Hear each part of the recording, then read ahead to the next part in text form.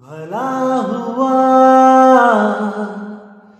मेरी माला टूट गई,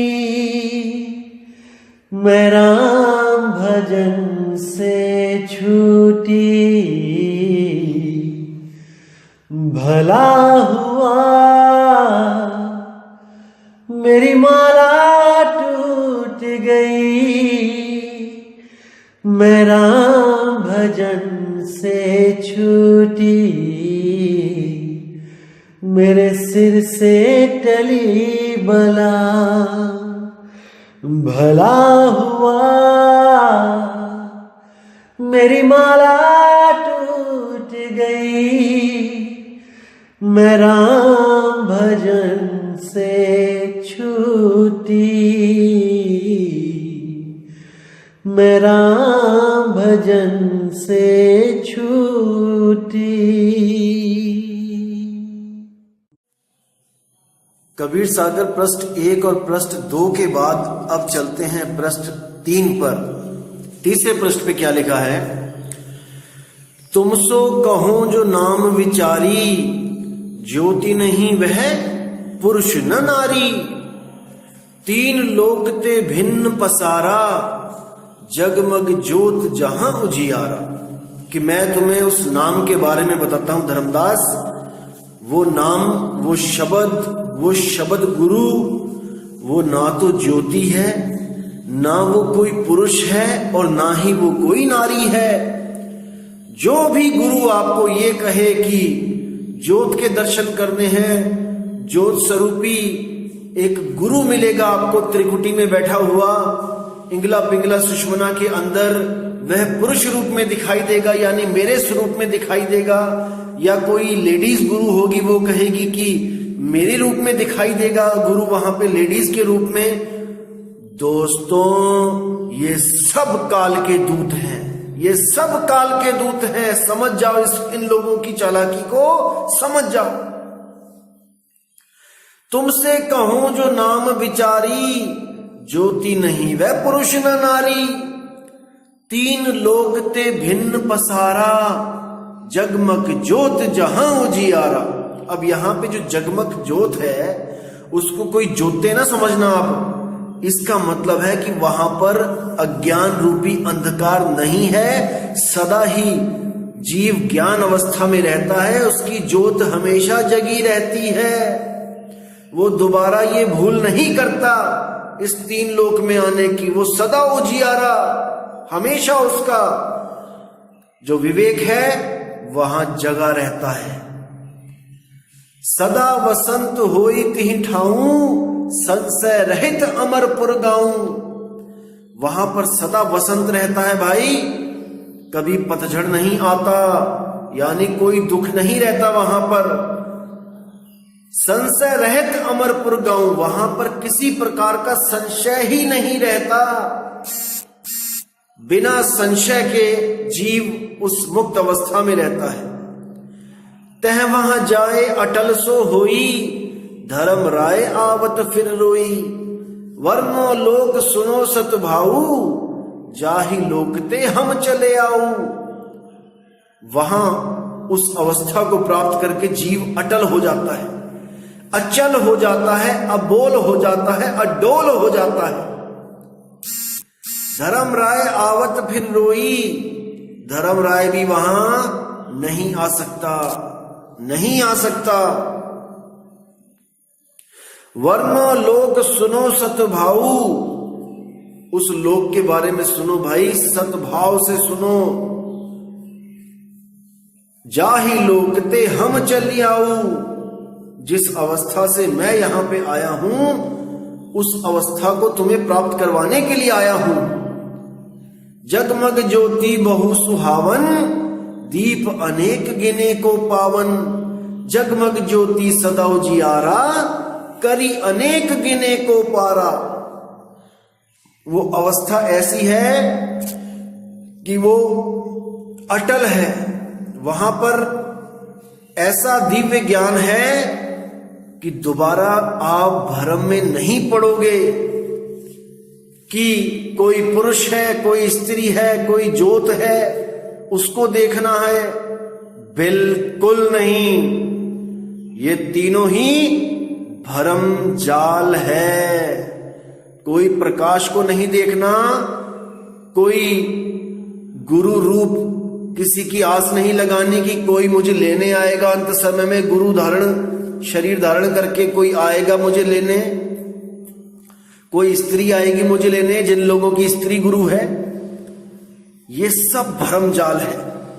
जो भी गुरु आपको ये कह दे कि अंत समय में मैं लेने आऊंगा, मेरा रूप पहचान लो, परमात्मा मेरा रूप धारण करके आएगा, दोस्तों वो सब आपको काल के मुंह में लेके जा रहे हैं। आप खुद सोचो, आपका शरीर एक घर है, जैसे बाहर सीमेंट का घर होता है, बिल्डिंग होती है, बिल्डिंग मान के चलो, आपका शरीर एक बिल्डिंग है और आपका जीव एक उसमें जो रहता है इंसान, वो है। अब शरीर है बिल्डिंग और आपका जीव है इंसान की तरह। अब एक इंसान को अगर कोई कहे कि बेटा तुम्हें अंत समय में एक बिल्डिंग लेने आएगी मेरे रूप जैसी, जैसा मेरा रूप है यानी मेरा शरीर है, मेरी बिल्डिंग है, वैसी ही एक बिल्डिंग तुम्हें लेने आएगी, तुम उसके साथ चले जाना। अरे मेरे भाई, शरीर पिंजड़ा है, उसमें तोता रहता है जीव रूपी, और उसने अगर अंत समय में शरीर की आस लगा दी, पिंजड़े की आस लगा दी कि कोई पिंजड़ा आएगा मुझे लेने, तो उसने सारी सुरती घुमा के पिंजड़े में ही लगा दी है, और उसे पिंजड़े से आजाद होने से कोई नहीं रोक सकता, कोई नहीं रोक सकता। इसीलिए बाबा नानक ने कहा था कि देह गुरु नहीं है, कोई गुरु देह गुरु नहीं है, शब्द गुरु है। शब्द गुरु, शब्द गुरु विदेह स्वरूपा, उसका कोई स्वरूप नहीं है कि कोई देह स्वरूप है उसका, वो शब्द स्वरूप है भाई, शब्द स्वरूप। उस शब्द को समझना है, उस शब्द से प्रेम करना है, वो एक धुन है। शब्द गुरु सुरती धुन चेला।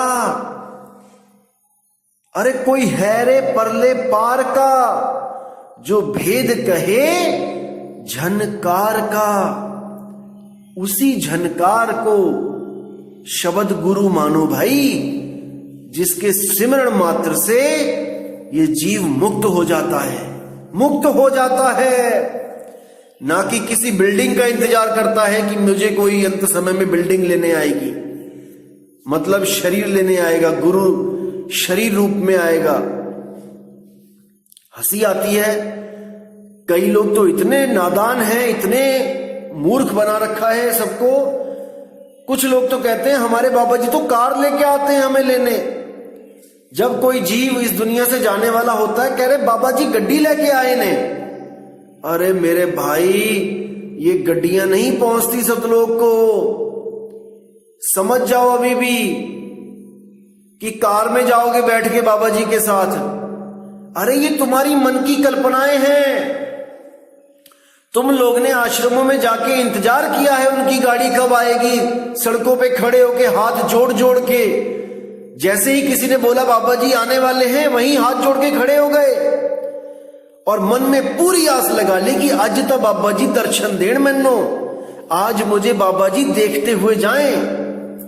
ये पूरी आस लगा ली, और यही आस आप सारी उम्र लगा के रखते हो।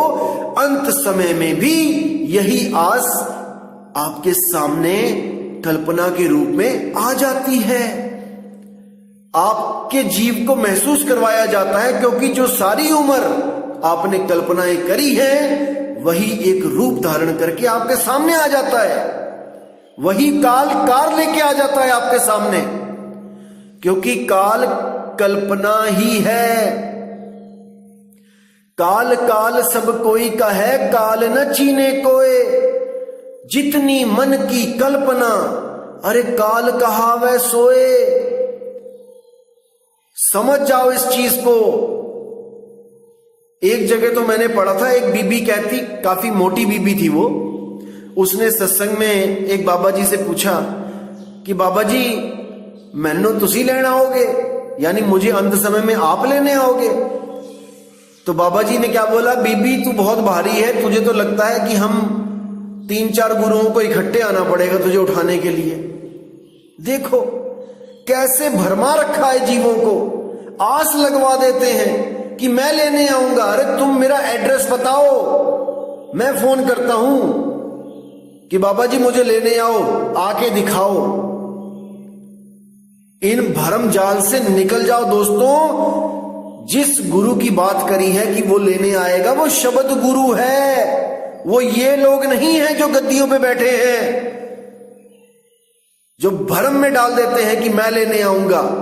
ये सब भरम जाल है। निकल जाओ इस जाल से मेरे भाई, समय रहते निकल जाओ। जहां आसा तहां वासा।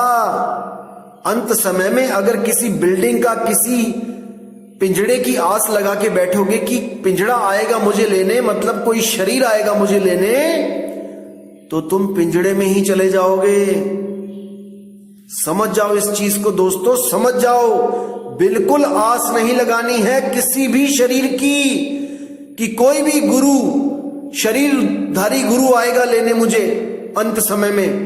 वो काल है भाई, वो कल्पना है। वो काल और माया तुम्हें उलझा रहे हैं और तुम उलझ रहे हो। निकल जाओ इस भरम जाल से। अब इसी अनुराग सागर में जब आप बोध सागर पढ़ोगे, देखो कितना क्लियर है वहां पे कि सत्य सुकृत सतगुरु सतनामा, कि भाई वो सत्य सुकृत परमात्मा वही सतगुरु का रूप धारण करके आता है और उसी का नाम सतनाम है। सत्य सुकृत सतगुरु सतनामा, सत्य पुरुष संतन सुखधामा। और वही सत्य पुरुष संतन, यानी कि सुरती की बात हो रही है यहां पे, सुखधामा, कि उसकी सुरती जब सत्य पुरुष में लगेगी, यानी कि उस शब्द में लगेगी, शब्द गुरु में लगेगी, तो वो सुखधामा, वही सुख वाला धाम है, वही सतलोक है।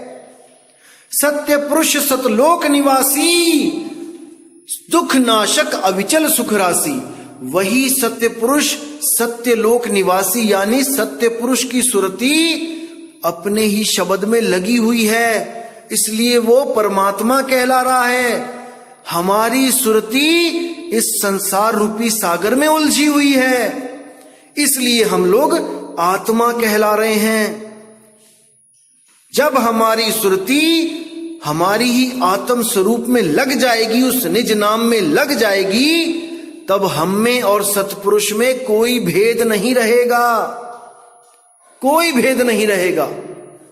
तू तू करता तू भया, मुझ में रहा न हूं, और आपा परखा मिट गया, जित देखूं तित तू। सभी सतपुरुष अवस्था को प्राप्त कर लेंगे, सबको मुक्ति मिल जाएगी। अरे कबीर कबीर क्या करे, तू खोज आपन शरीर और 10 इंद्रियां बस में कर, तू आप ही आप कबीर। इस संसार सागर, इस शरीर को जब त्याग के आप अपनी ही निज नाम में, उस निज स्वरूप में जब रमण करोगे, रमोगे उसमें, उसको प्राप्त करोगे, तब भाई आप ही वो हो जाओगे जिसको आप खोज रहे हो। अमी अमान सो सत्य कहाए, अभय विद्मान कही गाए। अविगत अलख अनाम स्वरूपा, अविगत अलख अनाम, जिसका कोई नाम नहीं, अलख स्वरूपा, जिसको लखा नहीं जा सकता, केवल अनुभव किया जा सकता है भाई। अविगत अलख अनाम स्वरूपा, अगह अडोल अबोल अनूपा। वो अडोल है, वो अबोल है, जिसको बोला नहीं जा सकता है, जो डुलता नहीं है, डोला डोला नहीं फिरता कहीं पे भी, वो एक जगह स्थिर है, अडोल है, अनूप है। अजर अजावन सो निस्वादी, निकामी निर्मोह अनादि। वहां पर काम भी नहीं होगा। कई लोगों की मैंने पुस्तकें पढ़ी और बड़ा अजीब लगा मुझे पढ़कर कि सतलोक में भी आप मैथुन सृष्टि कर सकते हैं, बच्चे पैदा कर सकते हैं, वहां पे घर होंगे, आप अपने परिवार के साथ रहोगे। मुझे एक बात बता दो भाई, किसी आदमी ने अपनी बीवी के साथ नाम लिया आपके गुरुजी से, ठीक है ले लिया, आपकी बीवी खत्म हो गई, उसको सतलोक भेज दिया कबीर साहब ने। अब आपने वहां पे दूसरी शादी कर ली, वो भी खत्म हो गई, उसको भी नाम दिलवाया था, वो भी सतलोक चली गई। आपने तीसरी शादी कर ली, तो भैया वहां जाके तुम क्या करोगे? कौन सी वाली के साथ रहोगे? या उसको किसी और के साथ शिफ्ट कर दिया जाएगा? अरे मूर्खता से बाहर निकलो मेरे भाइयों। लोग आपको मूर्ख बना रहे हैं और आप मूर्ख बनते ही चले जा रहे हैं।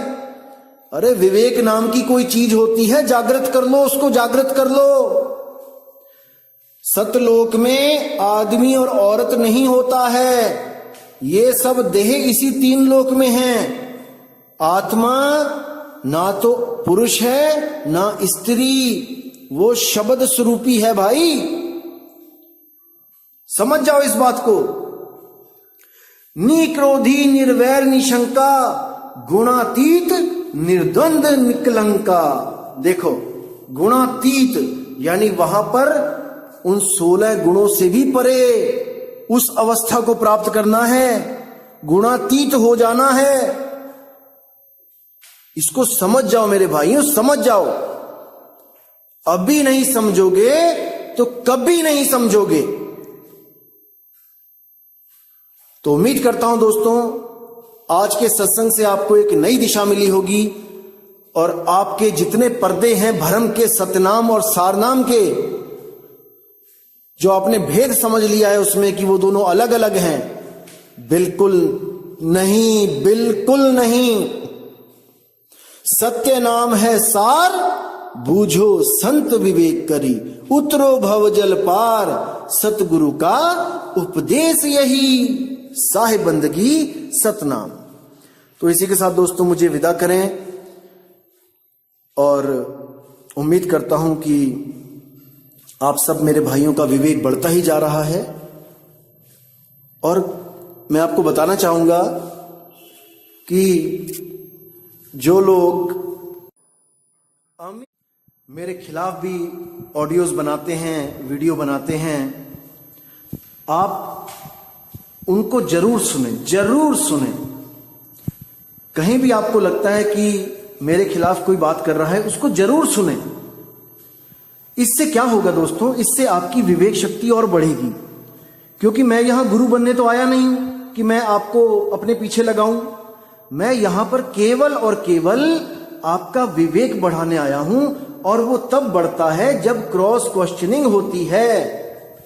जब आप मेरे खिलाफ 4 बातें सुनोगे और उस पर विचार करोगे और मेरी बातों को उसके साथ मैच करवाओगे, तब आपको पता लगेगा कि कौन सही बोल रहा है, कौन गलत। ये एक तरह से आपका एग्जाम हो रहा है। जैसे टीचर बच्चों को 1 साल पढ़ाता है और वो एग्जाम ना ले, फिर तो सारे ही अगले क्लास में पहुंच गए, फिर तो फेल कोई होगा ही नहीं। इसीलिए ये लोग जो मेरे खिलाफ वीडियोस बनाते हैं, मैं उनका तहे दिल से शुक्रिया करता हूं कि आप लोगों की वजह से मेरे सुनने वालों का एग्जाम हो रहा है, टेस्ट चल रहा है उनका। और मुझे बहुत खुशी होती है जब उस कोई टेस्ट को क्लियर कर लेता है। जो लोग मुझे मैसेज करते हैं कि वो आपके खिलाफ बोलते हैं, आप कोई पलटवार क्यों नहीं करते? दोस्तों मैं यहां पलटवार करने नहीं आया हूं, मेरी बात अच्छी तरह समझ लो। मैं यहां पर केवल और केवल आपको विवेकी बनाने आया हूं, ताकि आपको कोई परमात्मा के नाम पे ना उलझा सके।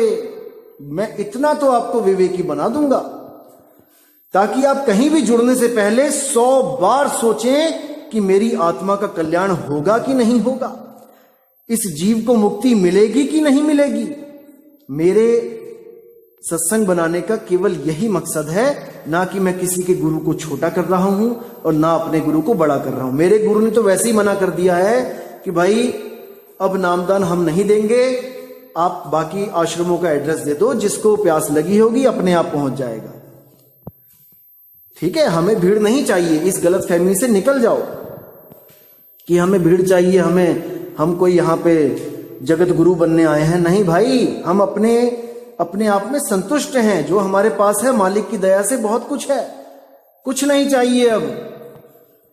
तो इसलिए मेरे भाइयों, सत्संग सबका सुनो। कोई भी मेरे खिलाफ बोलता है उसका बहुत ज्यादा विवेक से सुनो, उसमें आपको बहुत सी चीजें मिलेंगी जो आपके उस विवेक को जगाएगी, परम विवेकी बनाएगी आपको।